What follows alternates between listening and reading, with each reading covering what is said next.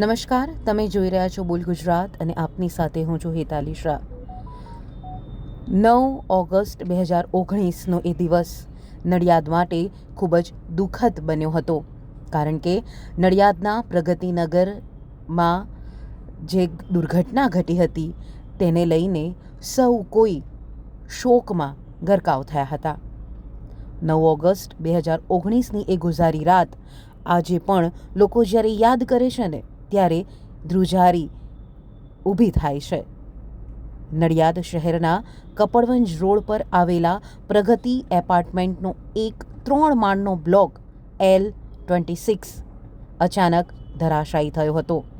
આ કરુણ દુર્ઘટનાએ સમગ્ર ગુજરાતમાં ચકચાર મચાવી હતી અને 4 નિર્દોષ લોકોનો ભોગ લેવાયો હતો, જેમાં એક માસૂમ બાળકનો પણ સમાવેશ થયો હતો। આ ઘટનાએ જર્જરિત ઇમારતોના મુદ્દા અને તેના કારણે થતી સંભવિત જાનહાનિ અંગે ગંભીર સવાલો ઊભા કર્યા હતા।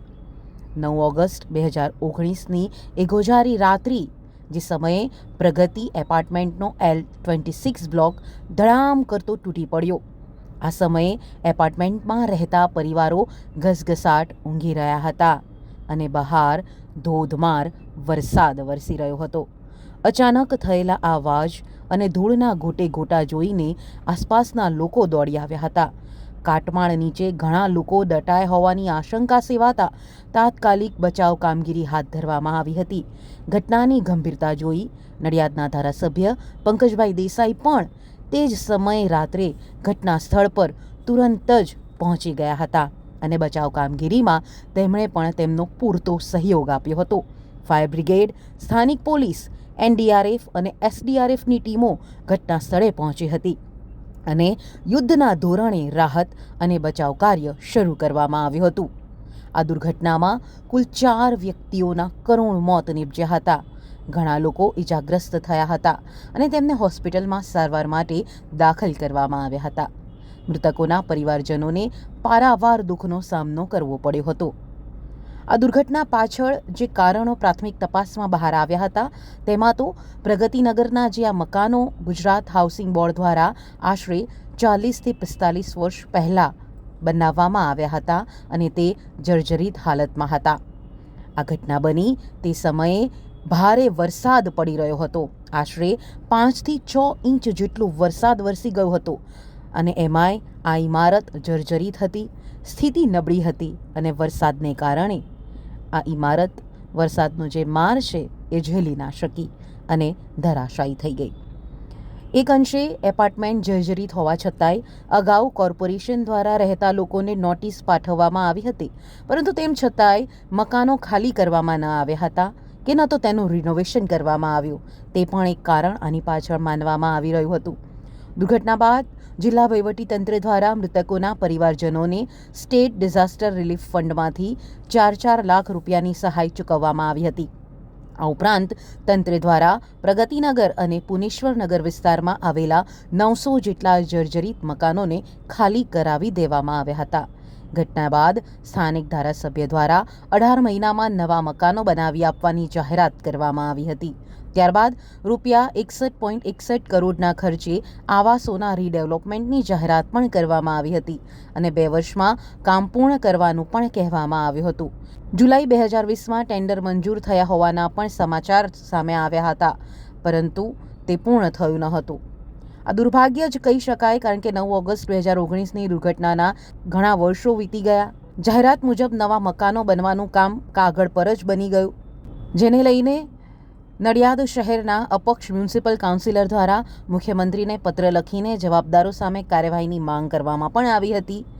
ઓક્ટોબર 2024માં નડિયાદના પ્રગતિનગરમાં વધુ એક જર્જરિત ફ્લેટ ધરાશાયી થવાના સમાચાર પણ સામે આવ્યા હતા। જોકે જર્જરિત ઇમારતોનો મુદ્દો વણઉકલ્યો રહ્યો હતો। અસરગ્રસ્ત પરિવારો પુનર્વસન માટે રાહ જોઈ રહ્યા હતા, પરંતુ હવે પ્રગતિનગરના મકાનો બનાવવા અંગે એક આશાની કિરણ જાગી છે, કારણ કે નડિયાદના ધારાસભ્ય પંકજભાઈ દેસાઈના અથાગ પ્રયત્ન બાદ હવે જે અસરગ્રસ્તો છે તેમને નવા મકાનો મળી શકે છે, કારણ કે આજે નડિયાદના ધારાસભ્ય અને ગુજરાત હાઉસિંગ બોર્ડના હોદ્દેદારો, અધિકારીઓ સાથે ધારાસભ્ય પંકજભાઈ દેસાઈની બેઠક યોજાઈ. ગુજરાત હાઉસિંગ બોર્ડના એક્ઝિક્યુટિવ એન્જિનિયર અમિત માનગઢ, પ્રગતિનગર હાઉસિંગના પ્રમુખ રાયમલ દરબાર અને યોગી કન્સ્ટ્રક્શનના જે હોદ્દેદારો છે તે આ બેઠકમાં હાજર રહ્યા હતા. ધારાસભ્ય પંકજભાઈ દેસાઈએ જે રજૂઆતો કરી હતી અને તેને લઈને સીએમ દ્વારા હુકમ કરાયો. પ્રગતિનગર હાઉસિંગ સોસાયટી મામલે પંકજભાઈ દેસાઈએ જણાવ્યું કે સીએમ ભૂપેન્દ્રભાઈ પટેલે ખાસ કેસ ગણી આવાસ માટે 133 કરોડ મંજૂર કર્યા છે, જેને લઈને હવે નવા આધુનિક સુવિધાસભર મકાનો પ્રગતિનગરમાં બનવા જઈ રહ્યા છે. આ પ્રગતિનગરમાં 18 બ્લોકમાં 900 મકાનો બનશે. આ અંગે અગાઉ 10 થી 12 વખત ટેન્ડરિંગ થયું હતું. એજન્સીઓ દ્વારા કામ શરૂ ન કરવામાં આવતા અત્યાર સુધી જેસે થેની સ્થિતિ સર્જાઈ હતી. તત્કાલીન સમયે એટલે કે તે સમયે સીએમ સ્વર્ગસ્થ વિજય રૂપાણીએ નવા મકાનો બનાવી આપવા માટે જાહેરાત કરી હતી. ત્યારે હવે નડિયાદ માટેનું ગુજરાત સરકારે પોતાનું વચન પૂર્ણ કર્યું છે અને આ વચન સીએમ ભૂપેન્દ્રભાઈ પટેલે પૂર્ણ કર્યું છે. છેલ્લા 6 વર્ષથી 900 પરિવારો પોતાનું આ મકાન છે તે બનવાની રાહ જોઈ રહ્યું હતું. આજે આ પથ્થરોનો જે કાટમાળ છે તે ત્યાં હવે જે અસરગ્રસ્તો છે પ્રગતિનગરના, તેઓને હવે પોતાનું ઘરનું ઘર મળી રહેશે. આ બેઠક એવા લોકો માટે આશાનું કિરણ બની છે કે જે લોકો છેલ્લા 6 વર્ષથી રાહ જોઈ રહ્યા હતા. આ ગરીબ લોકો મકાનોથી વંચિત હતા, પરંતુ હવે જ્યારે આ બેઠક થઈ છે તેનું પોઝિટિવ નિરાકરણ આવ્યું છે અને જ્યારે 133 કરોડ રૂપિયા મંજૂર કરવામાં આવ્યા છે અને હવે આ નવા મકાનો બનાવવાની વાત જે હવે સામે આવી છે તેને લઈને હવે જે આ ગરીબ લોકો છે તેઓ માટે એક આશાનું કિરણ જાગ્યું છે. ભૂતકાળની અંદર હાઉસિંગ બોર્ડના મકાનો ભારે વરસાદના કારણે પડી ગયા ને એમાં જાનહાનિ પણ થયેલી ને ખૂબ મોટી મુશ્કેલી આ નડિયાદ ઉપર આવેલી ને એવા કપરા સંજોગોમાં જે તે વખતે આપણા સ્વર્ગસ્થ મુખ્યમંત્રી તરીકે વિજયભાઈ રૂપાણી સાહેબ હતા ને વિજયભાઈ રૂપાણી સાહેબે તે વખતે જાહેરાત કરીને આ મકાનો ફરીથી બનાવી આપવાનું નક્કી કર્યું. એ મુજબ ઘણી બધી વખત આના ટેન્ડરિંગ પ્રોસેસ થયા અને ટેન્ડરિંગ પ્રોસેસ દરમિયાન સરકારને અનુકૂળ અને ટેન્ડરની પ્રક્રિયામાં ફક્ત એક જ પાર્ટી ભાગ લેતી હોવાથી સરકાર કંઈ કામગીરી કરી શકી નહોતી. જ્યારથી માનનીય મુખ્યમંત્રી તરીકે ભૂપેન્દ્રભાઈ પટેલ સાહેબ આવ્યા ત્યારથી ફરીથી મેં આના માટે વખતો વખત રજૂઆત કરી અને આની ટેન્ડર પ્રક્રિયા થાય એના માટે વિનંતી કરી હતી અને એના માટે એમણે આને ખાસ કિસ્સો તરીકે કરીને આ મકાનો ફરીથી થાય એના માટે ટેન્ડર પ્રક્રિયાઓ શરૂ કરી હતી. લગભગ 10 થી 12 વખત ટેન્ડરિંગ પ્રોસેસ થયા હશે અને ટેન્ડરિંગ પ્રોસેસમાં જે અનુકૂળતા સરકારની સાથે રહીને કામ કરવાનું ને અંદર ટેન્ડર ભરવાનું એ નહીં હોવાના કારણે આ ઘણી વખત ટેન્ડરો બહાર પાડવા પડ્યા. લોકોની ધીરજ પણ ખૂટી ગઈ હતી, પણ મેં ધીરજ રાખવા માટે આ લોકોને કહ્યું હતું અને સરકારે પણ વચન આપેલું અને સરકારે વચન આપ્યું હતું એ આજે માનનીય મુખ્યમંત્રી શ્રી ભૂપેન્દ્રભાઈ પટેલ સાહેબે પાડ્યું છે. અને આજે મને કહેતા આનંદ થાય છે કે લગભગ 133 કરોડના ખર્ચે 18 બ્લોક G7 ટાઈપના 900 મકાનો આપણા બનાવવાનું ટેન્ડર બહાર પાડ્યા પછી એને ભૂપેન્દ્રભાઈ પટેલ સાહેબે ખાસ કિસ્સા તરીકે મંજૂરી આપી દીધી છે અને મંજૂરી આપ્યા પછી હવે આ આગળની તમામ કાર્યવાહી શરૂ થવામાં આવશે.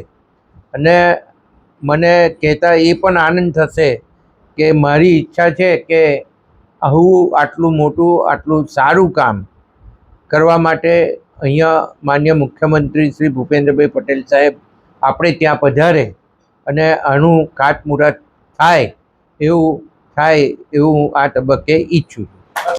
એટલે અહીં સરકારી અધિકારીઓ અને કોન્ટ્રાક્ટરને બધા બેઠા જ છે, એટલે આ એકદમ ઝડપી પ્રક્રિયા આગળની શરૂ કરવાની શરૂઆત થઈ જ ગયેલી છે અને બને એટલું જલ્દી મેં કહ્યું એમ કે આપણે આ બધા પ્રોસેસ પૂરા કરી અને માન્ય મુખ્યમંત્રીશ્રીના હસ્તે જ્યારે ખાતમુહૂર્ત કરાવવું હોય ત્યારે સ્વાભાવિક બાબત છે કે ખૂબ જલ્દીથી આ ખાતમુહૂર્ત થાય એવા પ્રકારના મારા પ્રયત્નો રહેશે.